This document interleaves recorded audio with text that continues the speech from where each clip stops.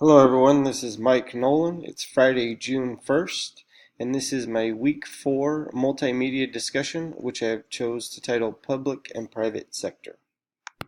So in this presentation, the two organizations that share a similar mission, one from government and one from private sector, is going to be the Municipal Police Department representing the government sector and a private security company representing the private sector. In this PowerPoint, we are going to discuss what makes them similar, what makes them different, and why the understanding of their similarities and differences is important. In examining the similarities between a police department and a private security company, Luther Gulick's set of common management principles can arguably be applied to both. This is POSCOR.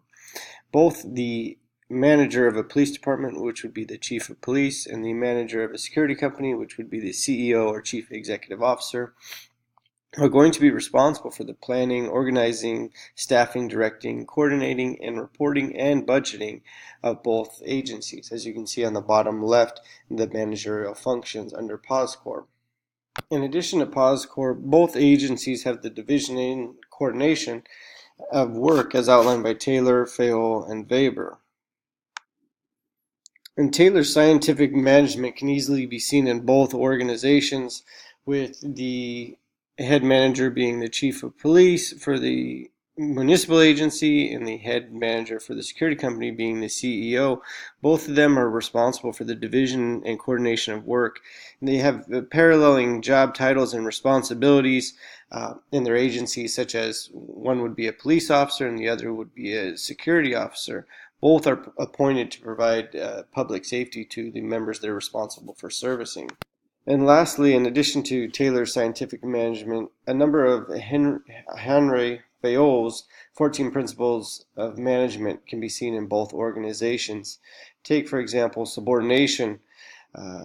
As a municipal police officer may have to subordinate his self-interest to spend Christmas with his family and work, he understands the need to provide public safety services, and therefore he shows up to work on Christmas as required. Similarly, the security officer may have to subordinate his self-interest to spend Thanksgiving with his family and may be required to work on a Black Friday Thanksgiving Day sale. So while the management of a municipal police agency and the management of a private security company may parallel in ways such as POSCOR, Taylor's division of and coordination of work, and Fayol's 14 principles of management, they are unlike in the areas of significant importance. And I believe the clearest articulation as to how a municipal police department and a private security company are different can be seen in Woodrow Wilson's Politics Administration Dichotomy, which there's a picture there in the center. Whereas the voters and representatives establish policies, and the policies are executed by the administration, which in the case of the municipal police department would be the police officers.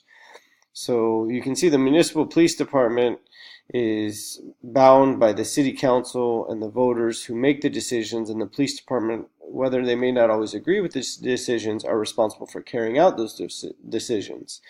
As with the private security company, they're not bound by voters and elected representatives, they're more bound by the shareholders. And you can see the image there on the right of the shareholder power. The shareholders have the responsibility of making the policies and decisions, which then the security executives are responsible for ensuring that the orders of the shareholders are carried out. I believe that this recognition of differences between the municipal police department and a private security company is vital to the success of both organizations.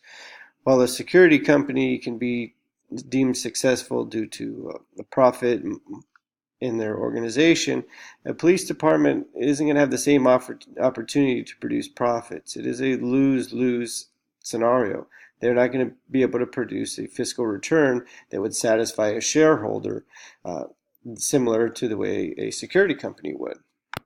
Likewise, a security company could not sustain a loss like a police department does and consider their company a success. It's important to recognize the difference between the two organizations, and while they're similar in the responsibilities of public safety, their differences outweigh their similarities.